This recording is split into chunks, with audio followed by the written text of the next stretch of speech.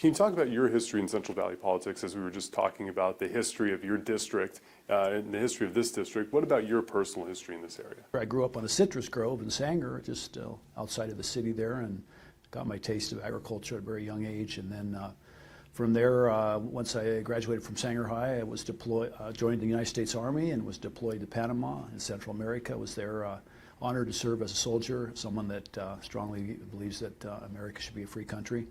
Came back and wanted to get educated, so I went to Fresno State, got my degree there, and then started out first in real estate, and then we got involved in a cattle ranch there west of the 5 freeway, and so that's been keeping me real busy. And so I'm just a local guy. I did serve 4 years on the Fresno City Council, was proud of that. And I also, coming out of the Army, my first job was actually in Bakersfield. And so I did live in Bakersfield a while, and so I consider the Valley home. I've been here my entire life. We've talked about this being, as you're saying, trying to draw it as blue as possible. It is one of those districts that they say leans Democrat. However, David Valadao is one of the last few times. Can you win it if you're running to the right of David Valadao? I think most definitely, and I think it's not a question of right and left. I think it's a question of what's best for the district. You know, David, of course, voted to impeach President Trump. You know, I honestly thought President Trump had a much better grip on our district and on our country as a whole. And so I think what people are looking for is someone that will give them an environment where they can afford to live here. They want a border that's secure. And they frankly want a president that puts our country first, and that's the whole America First agenda.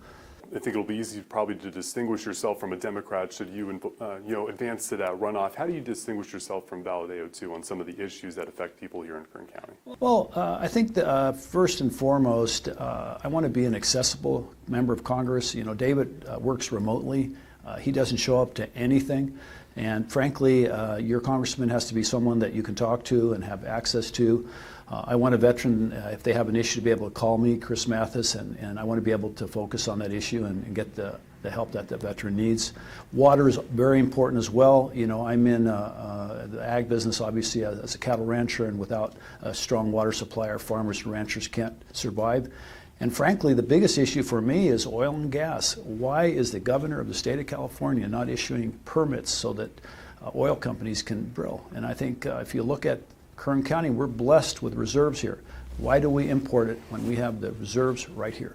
Yeah, so let's tackle both the oil, gas, and the water. I'll ask you about oil first. You know, you mentioned why we have the reserves here. Do you feel like it's unfair to people here in Kern County that we're seeing gas prices that are more expensive than that of our neighbors to the south in Los Angeles? Well, it's ridiculous. You go back east and you can buy the same gallon of gas for $2 less.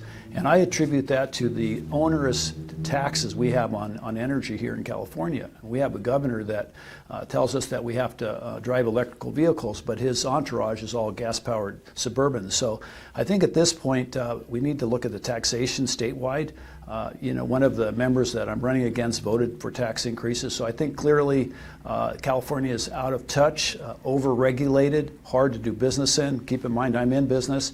And frankly, it's time to let these small businesses prosper without having so much government control. I know the difficult part when you're running in D.C. and when you're trying to get legislation passed in D.C. is being able to change some state laws, and I know that's where the state taxes kind of show that it's more expensive.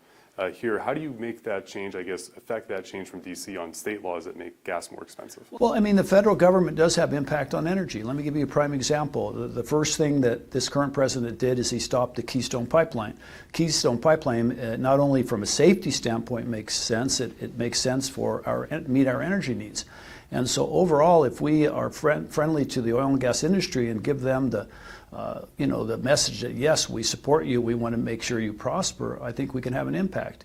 And so, yes, there are state regulations, but at the end of the day, the federal government also has a big impact on our energy needs. And then circling back to water as well, how important is water storage, especially after the year that we saw with these historic floods and really, you know, putting a lot of damage in the district that you would be representing should you be elected? Well, it's very important. You know, at our ranch, you know, we were blessed with good water this last year, but before that, for years, we didn't have enough.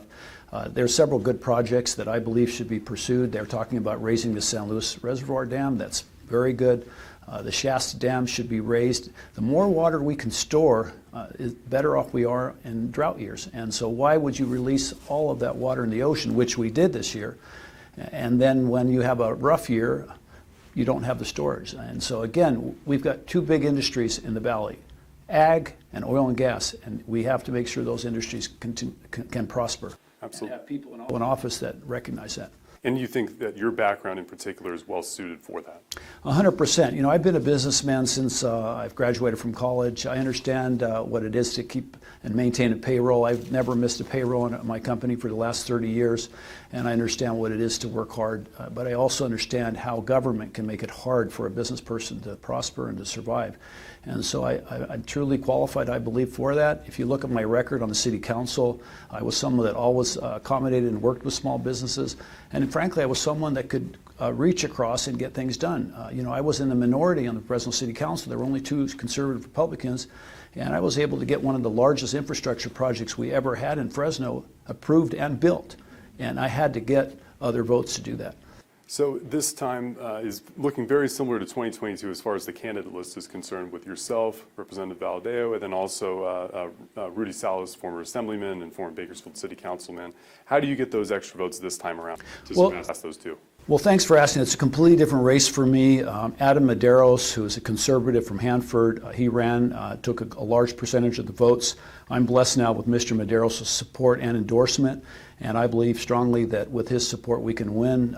Keep in mind, it was only a 2.5% margin. I only needed a small fraction of Adam's votes to have won in the last election. The votes you'll take from him, you think, that'll get you over the line and get you into November now? Right, and I think the mood of our country has changed. I don't think Mr. Valadeo has been there for the district. I think that his impeachment vote continues to linger large. We need a president that is supported by our members of Congress, and Mr. Valadeo has fought Mr. Trump every step of the way, to the point we're actually calling him un-American, which I believe is an insult.